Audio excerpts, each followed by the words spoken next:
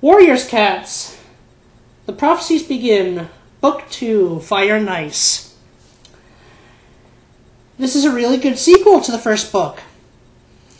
The center of the front cover shows the two main protagonist cats, Fireheart and Graystripe, who were two of the 5 apprentices from the first book.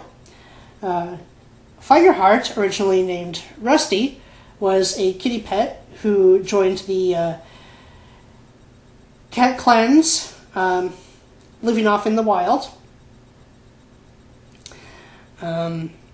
He still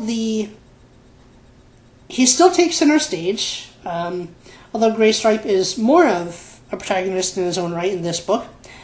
I'm assuming that Fireheart, as he's now called, is going to be the primary protagonist for the entire the Prophecies Begin subseries, which is absolutely fine. He's a great shonen hero.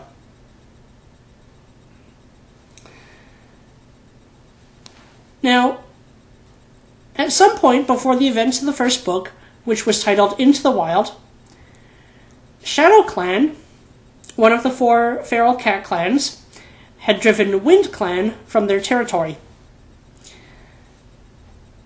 As the story begins, we see the Wind Clan cats searching for a new territory. And from the description, it seems like they settle in a marshland near Carrion Place. I've got the map, and it's hard to label everything. There are more detailed maps. Let's see, near Carrion Place. If that's right, is really close to the Shadow Clan camp, so I'm not sure why they're there. Again, the distance and scale of the region shown in the map is rather vague. I'm not sure if this covers only a couple of square miles, or something like 10 or so. They could still be some distance away from Shadow Clan. It just doesn't look like it.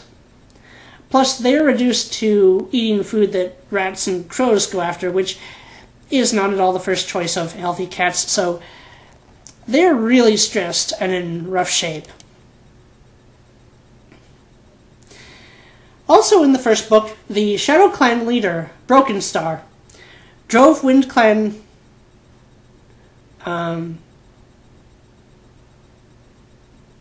from their territories, took over Shadow Clan at some point prior to the first book, and during that book began demanding hunting rights in the other clans' territories.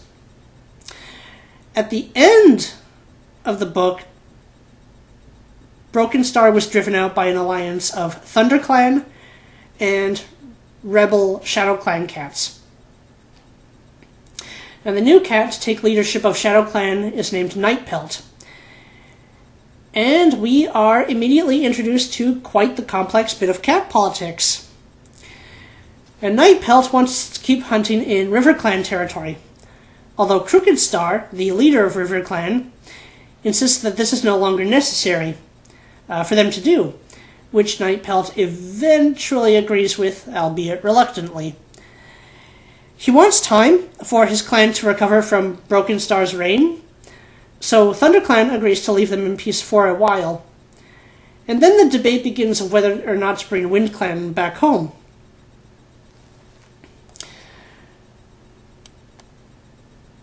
As it's revealed through the course of the story, humans, called Two Legs by the cats, have been recently spreading into the lands where the cats live. And this means that with their houses, their dogs, and their cars coming closer, the cat clans are more stressed for space and for prey. It is, as we see, extremely dangerous for the cats to have to cross roads. They call the road the Thunder Path, and the vehicles monsters, and that is very much how I'm sure animals view them. One thing that I've seen a few cats do very intelligently is figure out that the safest thing to do is not to go into the road at all when there are not only any vehicles coming, but in sight at all. My own kitty pet, Blackberry, has adopted this approach. But I still think that the extent of that caution, that level of caution from cats is rare. One thing that I, as an ecologist, really like is that each of the 4 cat clans has a different kind of prey that they specialize in hunting, as their territories cover 4 different terrains. Wind Clan lives in a steep-sloped, rocky area, so they hunt rabbits, who would do quite well in that area. River Clan, of course, are fishers. Thunder Clan lives in the forest, so they hunt small forest animals. Some small rabbits, but mostly mice, voles. Ravenpaw, who is now living with the lone cat Barley, caught a snake in the first book. And Shadow Clan lives in a more grassy and marshlands area, so they go after bigger rodents like rats, the carrion, and what else they can catch. This specialization in different prey is something that you do see in the wild, with different herbivores and carnivores in the same ecosystem specializing in different choice food sources. It keeps them out of direct competition for everything at every time. So this is very real in nature.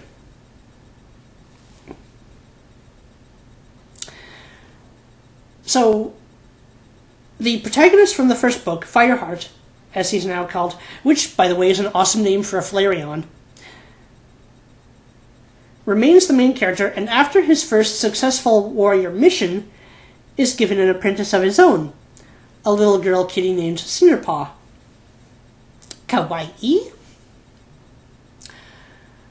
Graystripe, who is Fireheart's best friend, is given Cinderpaw's brother Brackenpaw for an apprentice. Sometime after Wind Clan returns, it's revealed why one of the clans didn't want them back, and it all has to do with territory disruption. Now, this is actually a really interesting book for kids to actually start learning about politics in the real world.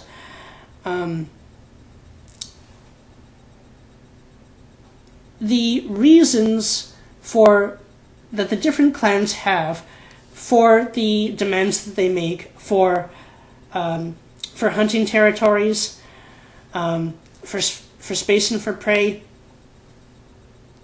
even though it drives them into conflict with each other, and sometimes very brutal conflict, the reasons are all understandable. It's almost none of it is black and white, which is how the real world works. It's just depicted this way with feral cats.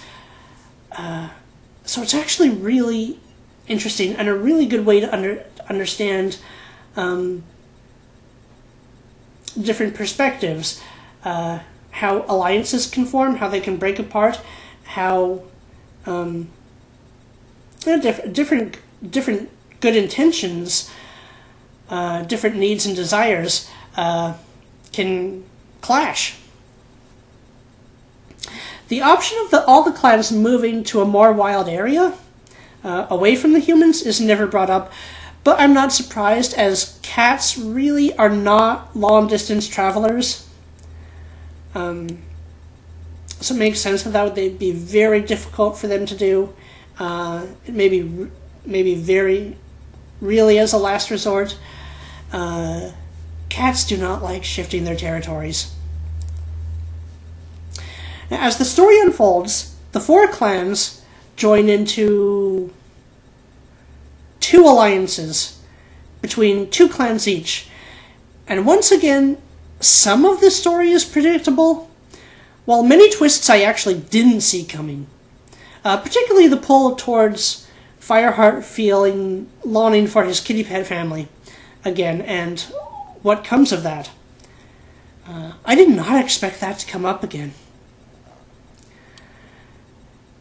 Into the Wild, there were 5 apprentice cats. Firepaw, who is now Fireheart, Graypaw, now Graystripe, who has his own interesting story in this book, Ravenpaw, who now lives with the loner Barley, Dustpaw, and Sandpaw, who in this book has a jealousy streak, which I really can't blame her that much for. And later on, a maturation story arc, which I quite liked. I'm really liking the character of Sandpaw now. And she gets her warrior name near the end, as does Dustpaw.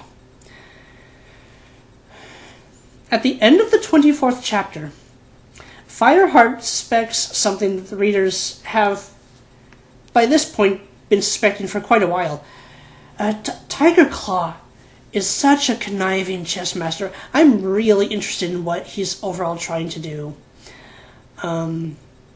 He's really subtle and smart, not like Broken Star, who is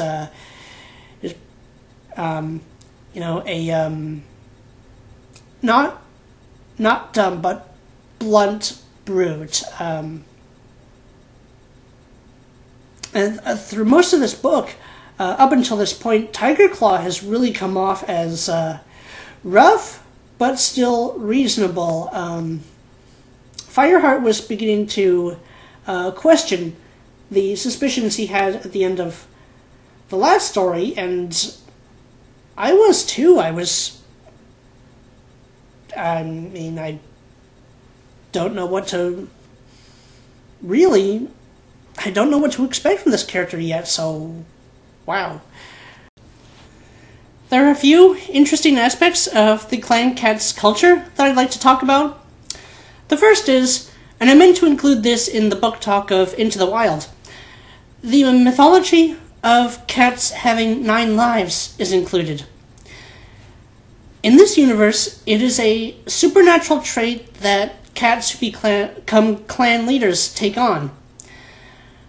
It involves, and it's not extensively explained. In fact, at this point, it's not really explained that much at all how it happens. But it is a ceremony that cats becoming leaders will go through in the presence of a great moonstone at this place called Moonpool, where they will receive 9 lives from StarClan, from the stars, and it kind of brought to my mind the moonstone from the first season of Pokemon, the meteorite that the Clefairy pray to, and it probably looks a lot like that. It's a giant quartz crystal that leaders and medicine cats, which are the equivalents of shamans in this cat culture, will also go to seek guidance from StarClan, their warrior cat ancestors who live in the stars. The other ceremony mentioned so far of becoming a warrior after apprenticeship, and the receiving of a new name, and the night that a young cat is supposed to spend in vigil, watching over the clan. It's very similar to the night of prayer and contemplation that medieval knights would have to spend before the day of their official knighting. That's quite interesting. There is a line from chapter 25 when Fireheart comes across a pile of rabbit bones and finds that odd.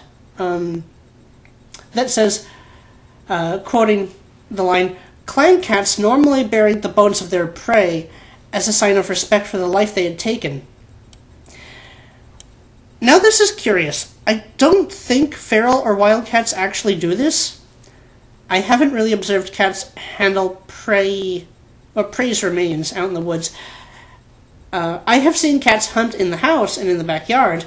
Blueberry, in particular, who was Blackberry's sister, would go out into the thickets and catch mice, bring them back into the house live and rather unhurt, so she could release them and entertain herself all day chasing and torturing them. Oh, she was vicious. And this seems to be typically how cats view their prey, as toys. Of course, cats out in the wild who are frequently on the edge of going hungry, as the clan cats often are, can't spend a lot of time doing that. The respect for prey life is odd, but there is a form of cat religion in this universe surrounding ancestor reference and the changing of the seasons. Yeah, that aspect's kind of weird, although this part of the book does clue Fireheart in to one thing that's been going on around the clans threatening them. So, only 2 books into the series, and I love it. This is a very good series. Good stories and a fun, interesting, brutal cat culture and universe that these authors have created.